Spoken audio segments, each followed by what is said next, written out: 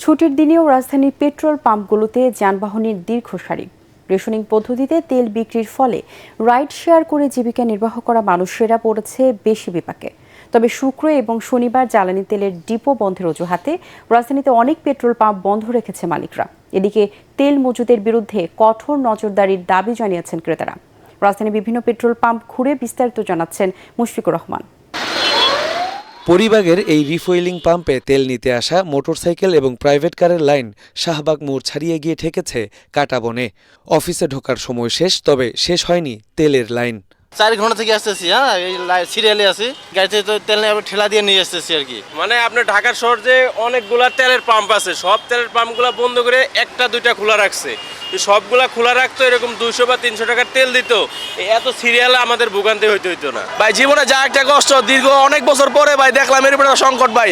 এরকম সংকটের কোনো মানি হয় না ভাই। সামনে একটা পবিত্র ঈদ আইতাছে, তো সেক্ষেত্রে আমরা ঈদে বাড়ি করে যাবো, সেক্ষেত্রে বাড়ি করে যাবো কিভাবে? দেখা যায় একটি আবার আর 5টি হয়ে যাবো দ্বিগুণ। ঠোঁটা মনে হয় ঠিক হয় নাই, আমাদের আর একটু সচেতন হইতে হবে। খুব জরুরি না হলে আমরা যেন গাড়ি নিয়ে বের না হই। রেশনিং পদ্ধতিতে একবারে প্রতিটি motorcycle 2 litre, private car 10 litre এবং জিপ পিকআপ পাবে 20 থেকে 25 লিটার তেল। এতে রাইড শেয়ার করে সংসার চালানো মানুষগুলো পড়েছে বেশি বিপাকে। সারাদিন চালানো যাচ্ছে না, যে এই তেল দিচ্ছে, এরপরে আবার লাইনে এসে দাঁড়াইতে হচ্ছে আমাদেরকে। 150-200 কিলো চালাইতে হয়, তো সেই হিসাবে কি 2 লিটারে হয়? আমাদের মিনিমাম 5 লিটার তেল লাগে। এদিকে ডিপো বন্ধ থাকায় বন্ধ রয়েছে রাজধানীর অনেক পেট্রোল পাম্প। এতে একাধিক পাম্পে ঘুরেও তেল না পেয়ে ক্ষোভ জানিয়েছেন অনেকেই। সারাদিন আমি 3-4টা পাম্প ঘুরলাম, এখনো পর্যন্ত তেল নিতে পারি নাই। আপনার 5 লিটার থাকলে আপনি 2 লিটার করে দিয়ে দেন, 1 লিটার থাকুক, কিন্তু সেটা করবে না। সবাই একযোগে পাম্পটা বন্ধ করে দিচ্ছে, যখন দাম বাড়বে তখন ছাড়বে। নিয়মিত ডিপো থেকে যথাসময়ে তেল সরবরাহ করার পাশাপাশি পেট্রোল পাম্পগুলোর নিরাপত্তা নিশ্চিতের দাবি জানান পাম্প মালিকরা। আজকে ডিপো বন্ধ, তাই যদি ডিপো বন্ধ থাকে তাই আমরা তেলটা কোথেকে দেবো? আজকে ডিপোটা খোলা রাখতে পারে ইচ্ছা করলে ওনারা। পাবলিকের চাহিদার উপরে তো কোনো কিছু নাই, তা আপনি খোলা রাখেন না, ওনারা খোলা রাখতে পারবে না। আমাকে সরকার তেল দিবে, আমি পাবলিকে তেল দেবো। সরকারি যদি তেল না আমাকে আজকে না দেয়, তা আমি পাবলিকে কীভাবে বুঝাবো? আমাদেরকে পর্যাপ্ত নিরাপত্তা না দিলে আমরা তেল উঠাবোই না, পাম্প তালা মেরা সব চলে যাবে।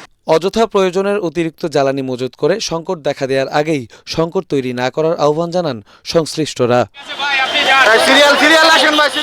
মুশফিকুর রহমান, এটিএন বাংলা, ঢাকা। ইরান যুক্তরাষ্ট্র যুদ্ধে মধ্যপ্রাচ্য জুড়ে সৃষ্টি হওয়া অস্থিতিশীলতায় আজও বাতিল হয়েছে ঢাকা থেকে বিভিন্ন গন্তব্যের 20টি ফ্লাইট। এ নিয়ে শুধুমাত্র মধ্যপ্রাচ্যে সর্বমোট বাতিল হওয়া ফ্লাইটের সংখ্যা দাঁড়িয়েছে 268টিতে। বারবার ফ্লাইট বাতিলের ফলে চরম অনিশ্চয়তা ও ভোগান্তি তৈরি হয়েছে মধ্যপ্রাচ্যের বিভিন্ন গন্তব্যের যাত্রীদের মাঝে।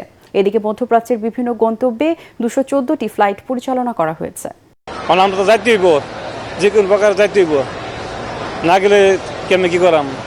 ছুটিতে আছি, এরপরে টিয়া পয়সা সব কিছু খরচ করেছি, করেছি, যাইতে হইব ফ্যামিলি চলতে গেলে, এছাড়া তো কোনো গতি নাই। হঠাৎ করে মানে টিকিটটা ক্যান্সেল, আমি কালকে যোগাযোগ করছি কোম্পানির সাথে, তো কোম্পানি বলতেছে ওটা ক্যান্সেল হয়ে গেছে, এখন নতুন একটা দিচ্ছে, তো আমি প্রস্তুতি নিয়ে আসতে পারি নাই। মানে হঠাৎ করে সব কিছু টিকিট ক্যান্সেল হওয়ার পরে তারপর আবার টিকিট চেঞ্জ করার লাগি আমি আরও 35,000 টাকা বলন দিছি।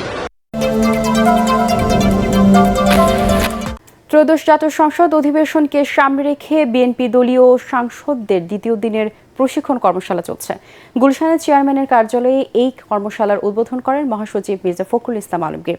এতে অংশ নিচ্ছেন ঢাকা জেলা, ময়মনসিংহ, ফরিদপুর ও ঢাকা বিভাগের সাংসদরা।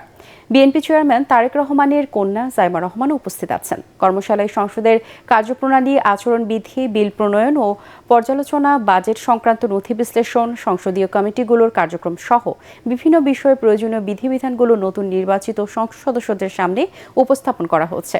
বিএনপি স্থায়ী কমিটির সদস্য স্বরাষ্ট্রমন্ত্রী সালাউদ্দিন আহমেদ জানান, পুরনো সংস্কৃতি থেকে বেরিয়ে জনগণের প্রত্যাশা পূরণে জাতীয় সংসদকে কার্যকর করতে চায় বিএনপি। বিকেলের পর্বে সিলেট, কুমিল্লা ও চট্টগ্রাম বিভাগের সাংসদরা অংশ নেবেন। আগামী 12 মার্চ ত্রয়োদশ জাতীয় সংসদের প্রথম অধিবেশন বসবেন। তারা যাতে সঠিক ভূমিকা পালন করে এবং পার্লামেন্টারি কালচারটা আমরা যাতে মেনটেন করতে পারি এবং খুব ভালো কালচারের মধ্যে দিয়ে অতীতের কিছু ব্যাড কালচারকে আমরা রিমুভ করতে পারি, সেই জন্য আমরা নিজেদের মধ্যে আলাপ আলোচনা করি, এটাকে পির লার্নিং বলে আর কি, নিজেরা আলাপ করি এবং শিখি। এখানে রুলস অফ প্রসিডিওর সম্পর্কে, parliamentary practice and conflict of interest এই বিষয়ে আমি কথা বলেছি। আর বিভিন্ন বিষয়ে রীতি রেওয়াজ পদ্ধতি পার্লামেন্টের এগুলো যাতে আমরা শিখি সেই বিষয়ে আমরা নিজেরা আলোচনা করেছি। দেশের প্রচলিত নিয়ম অনুযায়ী আমাদের দেশের সংসদীয় ব্যবস্থা অনুযায়ী সংসদের প্রথম অধিবেশনে রাষ্ট্রপতি বক্তব্য দিবেন, এ ব্যাপারে সমস্ত প্রস্তুতি সম্পন্ন হয়ে গেছে। প্রধানমন্ত্রী ও বিএনপি চেয়ারম্যান তারেক রহমানের 20তম কারাবন্দী দিবস আজ। 2007 সালের এই দিনে জরুরি অবস্থার সময় সেনা সমর্থিত তত্ত্বাবধায়ক সরকারের আমলে তাকে গ্রেপ্তার করা হয়।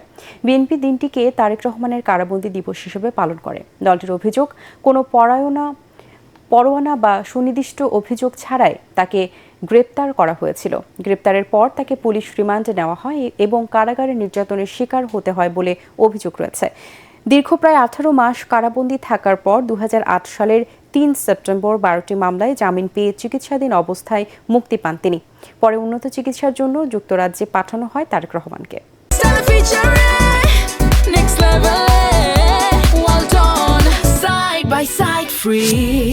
প্রধানমন্ত্রী তারেক রহমানের নির্বাচনী প্রতিশ্রুতি অনুযায়ী ঢাকা 17 নিজ সংসদীয় আসনের মহাখালীতে শ্রী শ্রী রক্ষকালী মন্দিরের সংস্কার কাজ উদ্বোধন করেছেন ঢাকার 2 সিটির প্রশাসক। ঢাকা দক্ষিণ সিটি কর্পোরেশনের প্রশাসক আব্দুস সালাম বলেন, জনগণের কাছে দেওয়া প্রতিশ্রুতি পূরণে কাজ করে যাচ্ছেন প্রধানমন্ত্রী তারেক রহমান।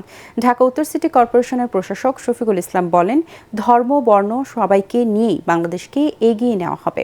সনাতন ধর্মাবলম্বী বিশিষ্টজন, ধর্মগুরু ও স্থানীয় বিএনপি নেতারা এই সময় উপস্থিত ছিলেন। সরকারের বয়স হয়েছে কতদিন, এর মধ্যেই উনি আপনাদের কথাটা কিন্তু মনে রেখেছেন। মনে রেখেই যিনি আপনাদের কাছে যে অঙ্গীকার দিয়েছে সেটাকে বাস্তবায়ন করার জন্য আমাদেরকে আবার পাঠিয়েছে আপনাদের কাছে। বাংলাদেশটা সবার, হিন্দু, বৌদ্ধ, খ্রিস্টান, মুসলমান সবার জন্য। আমার যতটুকু অধিকার আছে আপনারও ততটুকু অধিকার আছে। ঐতিহাসিক 7 মার্চ আজ মহান স্বাধীনতা সংগ্রাম ও মুক্তিযুদ্ধের ইতিহাসের এক গুরুত্বপূর্ণ দিন।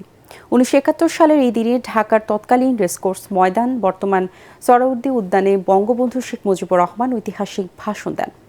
18 মিনিটের ভাষণে সেদিন শেখ মুজিবুর রহমান বাঙালির দীর্ঘ সংগ্রাম ও আন্দোলনের পটভূমি তুলে ধরেন। একই সঙ্গে দেশবাসীর করণীয় সম্পর্কে দিক নির্দেশনা দেন। তার এই ভাষণ যুদ্ধে মুক্তি সেনাদের প্রেরণা হিসেবে কাজ করে। মধ্যপ্রাচ্যে যুদ্ধ দীর্ঘায়িত হলে দেশে জ্বালানি তেলের দাম বাড়তে পারে আশঙ্কা সিপিডি নির্বাহী পরিচালক ডক্টর ফাহমিদা খাতুনের। বিশ্ববাজারে দাম বাড়লে ভর্তুকি দিতে গিয়ে বাড়তি চাপ নিতে হবে সরকারকে। রাজধানীতে ডিবেট ফর ডেমোক্রেসির বিতর্ক প্রতিযোগিতায় এসব কথা বলেন তিনি। বিনিয়োগ ও কর্মসংস্থান বাড়ানোর লক্ষ্যে ব্যবসায়ীদের আস্থায় আনার তাগিদ debate for democracy chairman Hasan Ahmed Chowdhury কিরণের। মিজান শাহজাহানের রিপোর্ট। জনপ্রত্যাশা পূরণে অর্থনৈতিক স্থিতিশীলতা নিয়ে ডিবেট ফর ডেমোক্রেসির সংসদীয় পদ্ধতির বিতর্ক প্রতিযোগিতা।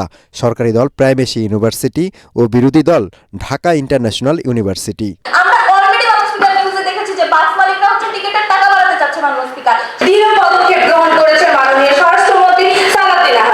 বিতর্কের মূল্যায়ন পর্বে সিপিডির নির্বাহী পরিচালক ডক্টর ফাহমিদা খাতুন বলেন, মধ্যপ্রাচ্য পরিস্থিতি মোকাবেলায় সরকারকে কৌশলী হতে হবে, অপরাধীদের শাস্তির আওতায় আনতে হবে, তবে নিরপরাধ ব্যবসায়ীদের হয়রানি বন্ধ করতে হবে। অলরেডি উচ্চ মূল্যস্ফীতির মধ্যে রয়েছে।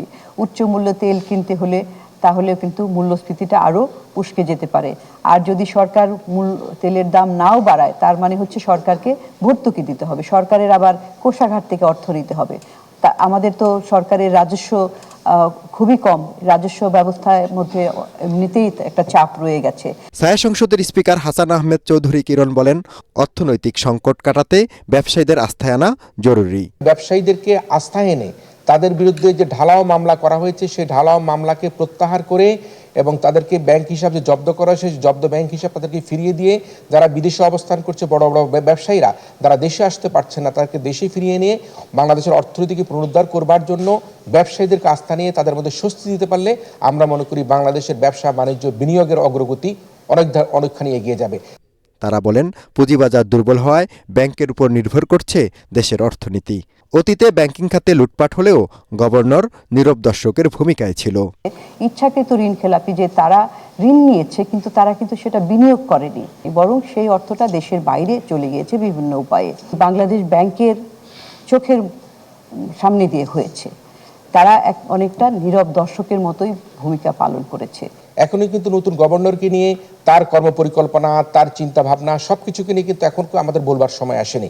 আমরা আশা করব তিনি একটা সুশাসন যদি কায়েম করতে না পারেন, তিনি আর্থিক খাতে শৃঙ্খলা ফিরিয়ে আনতে না পারেন, ব্যবসায়ীদেরকে যদি আস্থায় না আনতে পারেন, তখন আমরা নতুন গভর্নরকে সমালোচনা করব। সংসদে উত্থাপিত প্রস্তাবটি পাশ হয়, বিতর্কে বিজয়ী হয় সরকারি দল prime Asia university. Mizan Shahjahan, ATN Bangla, Dhaka.